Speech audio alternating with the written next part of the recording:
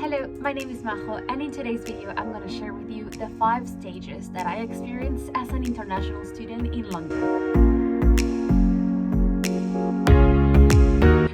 Welcome back to my channel. Like I said, my name is Majo. I came to London 1 year and 2 months ago to study psychology, and I'm originally from Lima, Peru. So if your dream is to ever go abroad from your own country and you just wonder what are the stages or the feelings, the emotions that usually international people experience, then I would suggest to tag along, because I'm going to talk about just what are the 5 usual phases that every international student passes before, whilst, and after coming to study abroad. So let's get started. Stage 1 would be the excitement and optimism.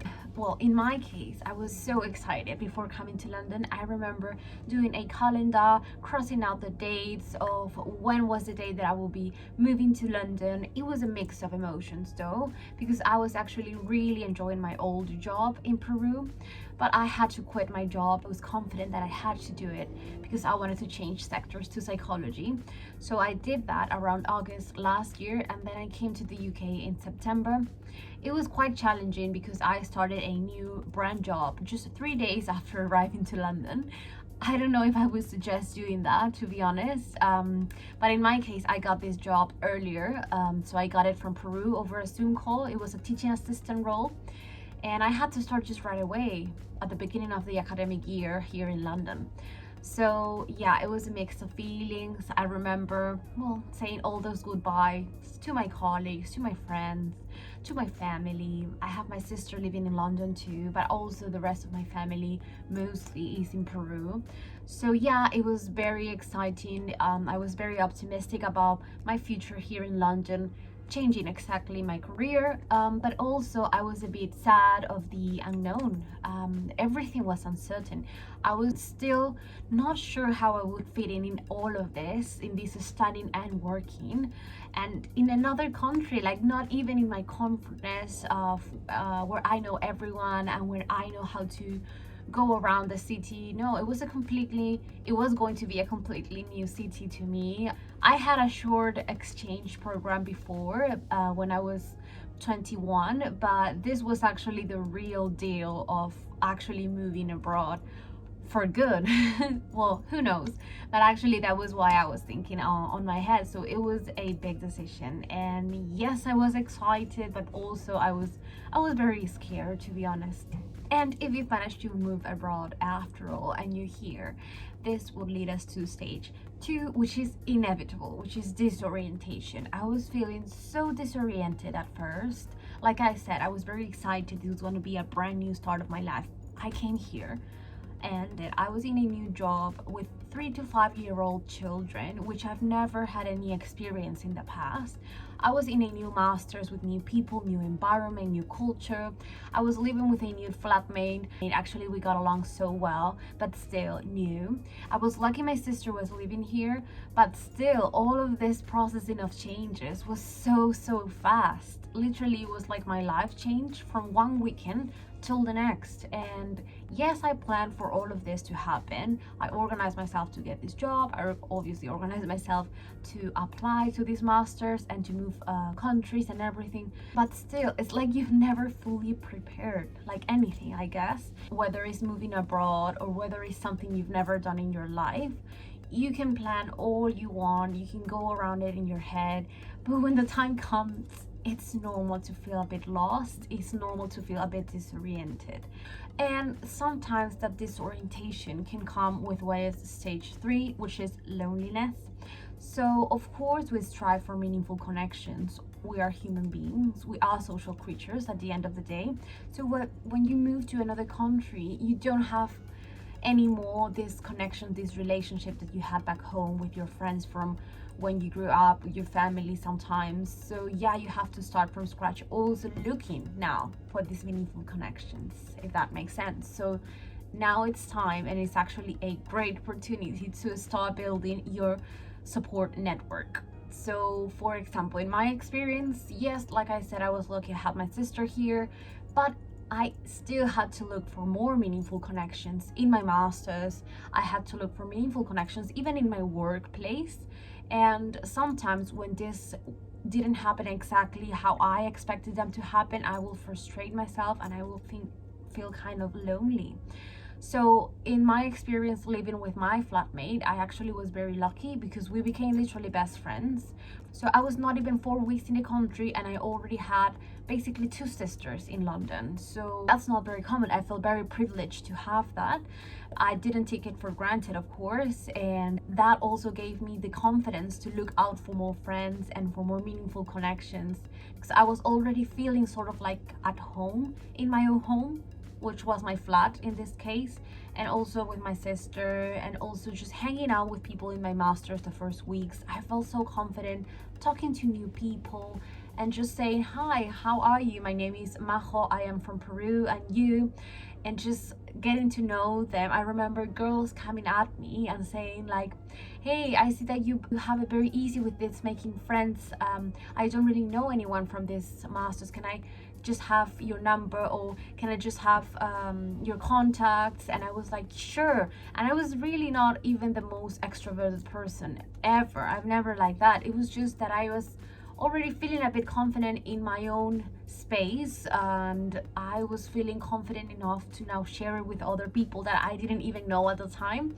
So yeah, it was helpful to have strong, meaningful connections from day one with people, in this case one family member and one flatmate, that would lead me towards pursue even more meaningful connections at the end of the day. Group of friends in the masters, group of friends in my work environment, and even outside of that, people from Peru that all were also living here. I would contact them, I would say, okay, let's catch up. Oh, I am from Peru too, like I am from your university as well, we should go for a coffee. Getting to know the friends of my sister and the friends of my flatmate as well. Oh, hi, I'm the new flatmate. Oh yes, I'm the new sister. Well, not new, but I'm the sister that just came to London as well.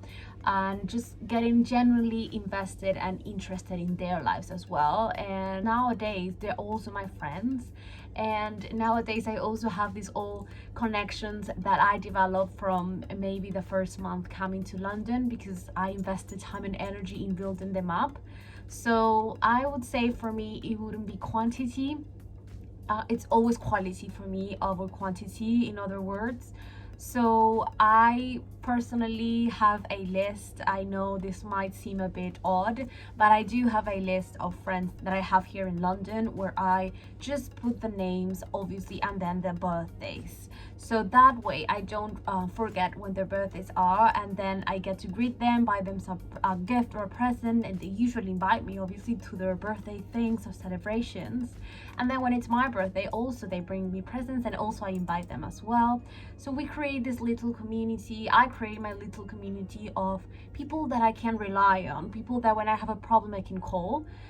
Because yes, I have my group of friends in Peru, obviously, and I have my mom actually living in another country here in Europe as well. But also we need people that are physically in our spaces as well. So I can video chat with best friends from Peru, even not in Peru right now, just living abroad like me.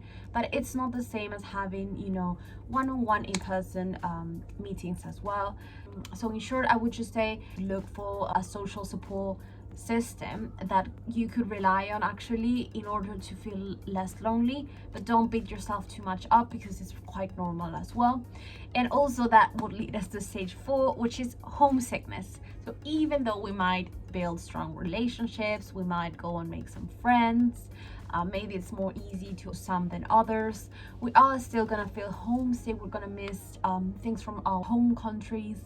So in my experience, I was missing so much my old job. So yeah, these little children were so cute, really, but it was so different, the job. It was a more manual job, because a teaching assistant role, at least in a nursery school that I was, it was more about tidying the classroom, preparing the activities for the children, a lot of tidying up around. So it was more manually, whereas before my HR role as a consultant in recruitment was more about sourcing candidates, interviewing, talking to clients. Like, it was more like a corporate world job, and this was a more children teaching, non-related at all, like my old job.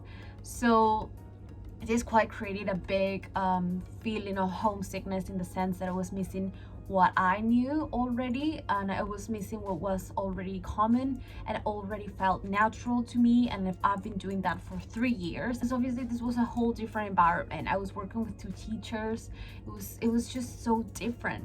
And I would remember messaging my former boss, my former manager, and obviously we message until now because we're friends until now. But I was just struggling so much at first in understanding that I was in a new environment and I had to give myself credit for doing that, and I didn't have to be so hard on myself on adapting from day one, because that didn't happen. It actually took me months to adapt to my new job, whereas in my master's it actually took me maybe like a month, because like I said, I was really good at this hi, how are you, like making friends, whereas in my job I really was struggling in understanding the routine with the children, understanding how to talk to the parents, understanding the name of the activities of the children that were obviously, well, in English, but I really didn't understand what the names were, because even in Spanish I couldn't know the names, and this was all in, well, not my mother tongue.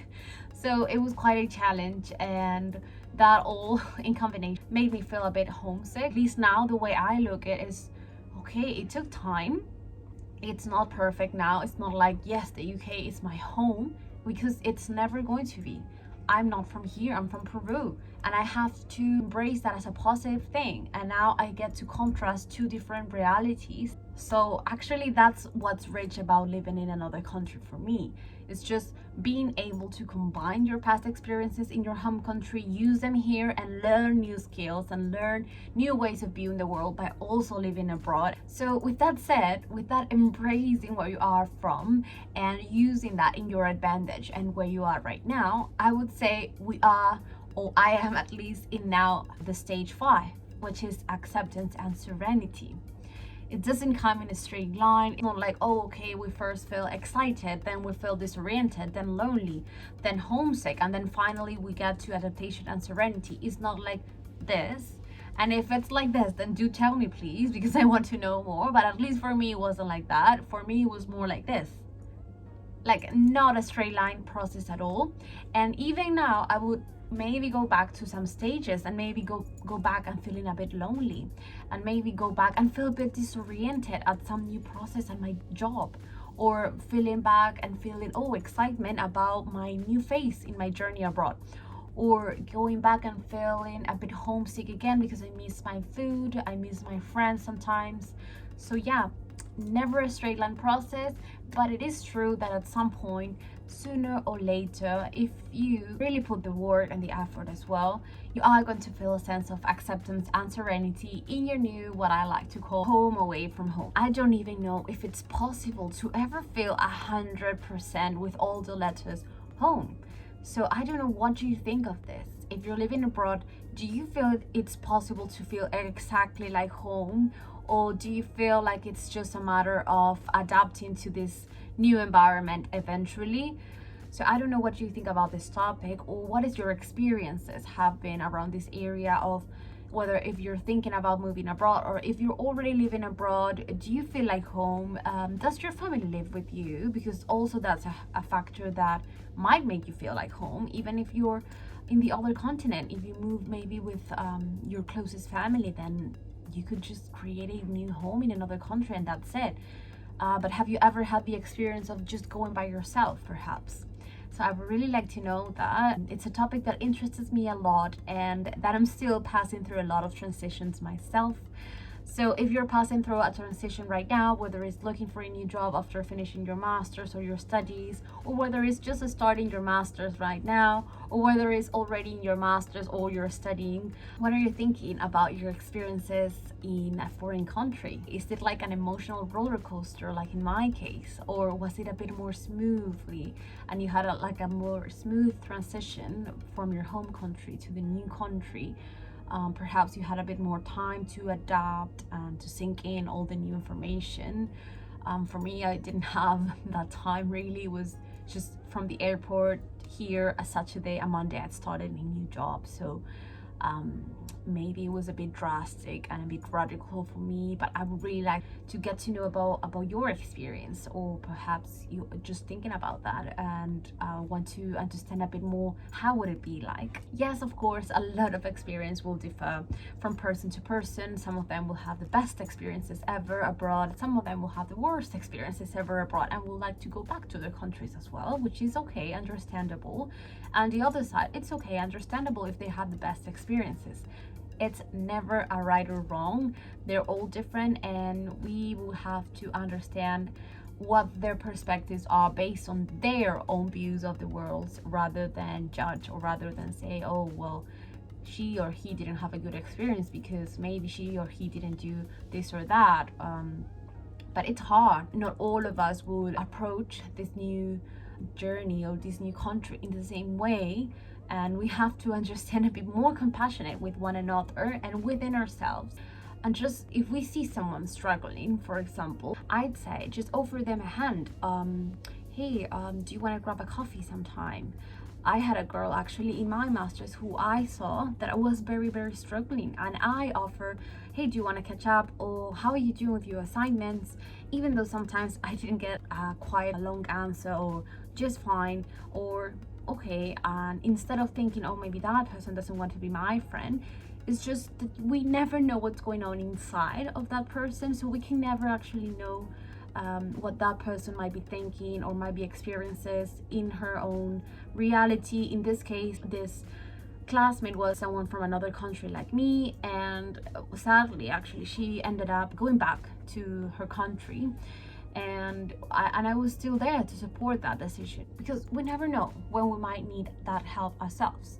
And maybe it might not come from this particular friend or this particular person, but the world functions in a way that whatever we give, we receive. So I try to act in a way that I would like people to act with me, if that makes sense.